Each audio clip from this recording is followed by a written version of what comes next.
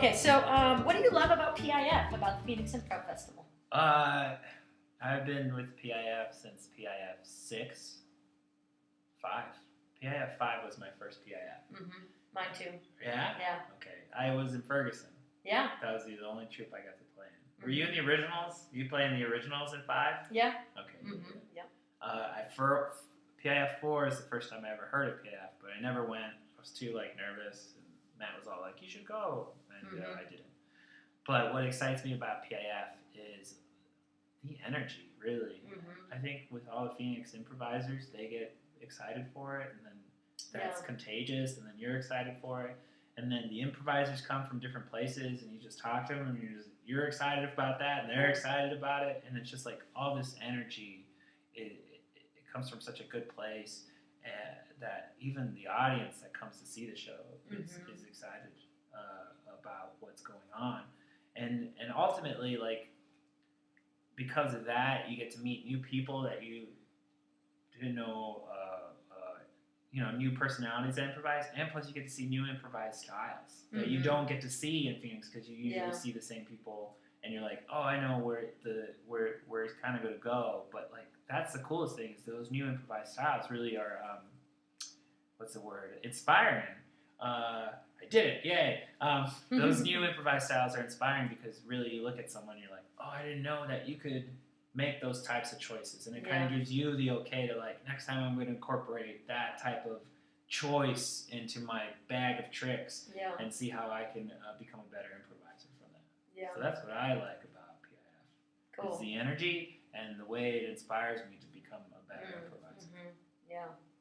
Yeah, I definitely agree with both of those things, and I think that it's really just an opportunity for us to kind of say that this is we do it all year long in Phoenix, this long form improvisation and regular improv with the companies out there that do it, and I definitely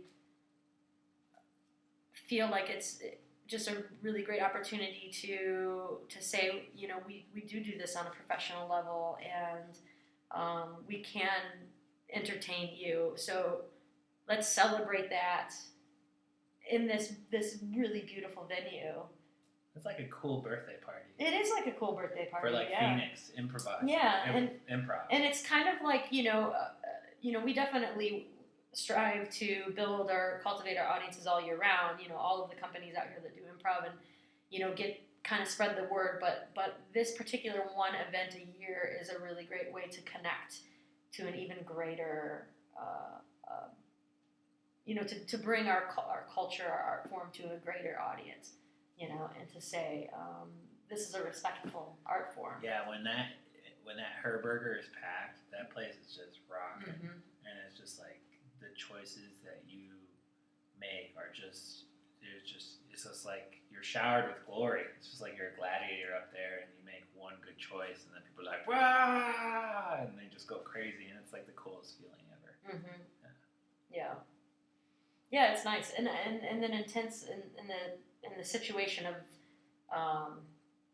just getting that opportunity to see people from all around the country come and play with us and or play for us, I guess I should say, because they're entertaining us ultimately. But and I think one of the things about PIF, and this kind of translates a little bit more to the back end of it, but that it's it's a welcoming festival to the intent that we treat all of our performers like rock stars. I mean, they are, in a sense, like celebrities to us. So we treat them as such, and that's a good feeling, I think, to give even just the improvisers themselves an opportunity to feel really great about what they're doing everywhere around the country. I agree. Yeah. I've heard a lot of feedback from people who come across the country saying that this is one of their favorite festivals, and it's so nice to perform in the Herberger, such a big theater in the round. That's fun for them, and they're excited. It's exciting. It is very exciting. All right. I think I've gone twice in a row there, did I? No. Oh, okay. No, I went one word. Okay. You went one word, then I said one word. Okay. Then you said what excites Oh, you yeah, about that's right. And And then my question to you then is, why should someone who's never seen improv come to the Phoenix Improv Festival? That's a good one. We should have started with that one. Because now I'm thinking, man, 27 minutes in. We can do like each question can be like a chunk. Oh yeah. And then you can do like leading up, so you don't feel overwhelmed to do. Let's all put this together. Yeah. Just like one question. One question at a time. Yeah. And you can let it out per week, kind of thing. Okay. So why should someone who's never seen improv start at the Phoenix Improv Festival? Okay, so improvisation, and the festival will feature mostly long form and a little bit of short form, but it's basically spontaneous theater is kind of how we're marketing it this year. And I think oftentimes when we communicate improv to civilian audiences, to people who have no idea, we say that long form specifically is like improvised theater. It's basically getting kind of a theater experience, but everything is completely made up, and the improvisers use their skills and their little improv tools to build these brilliant scenarios and these brilliant shows for just in the moment. And I think one of the things that we've always said about improv in general, both short and long form, is that it's taking the audience on the ride with you. You know, you don't know what's going to happen next, and they don't either. So they kind of become a part of the creation process.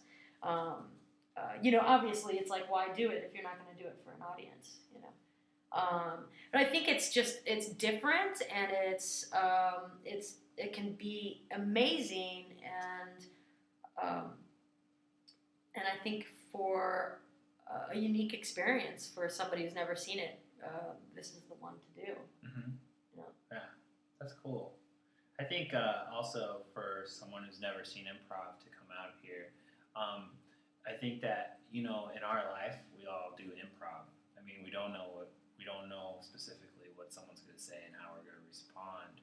And if you've ever been with your friends and you joke around like, yeah, what if the President of the United States did say that, and then you kind of do that little interaction. Mm-hmm. That's like improv, but we actually have a conclusion to that, but we don't know what's coming next. It's just like we find its way through that kind of little path. Yeah. So I think that it's important if someone's going to start watching improv, they start at the Phoenix Improv Festival, because that's just like those are the greatest moments. You know that what you're going to see is worth your time, mm-hmm. and you can get a really good taste of what's going around in the country. Yeah. So you can see people from LA and New York, and mm-hmm. you can see the different types of improv that you like, that you will like, kind of different styles. Yeah. Mm-hmm. Absolutely. So.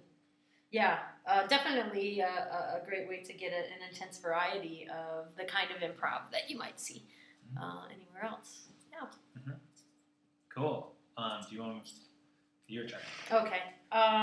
If you could be any make-believe character, what would you be and why? Make-believe character? Yeah, so it doesn't have to be one that already exists. It could be brand new one.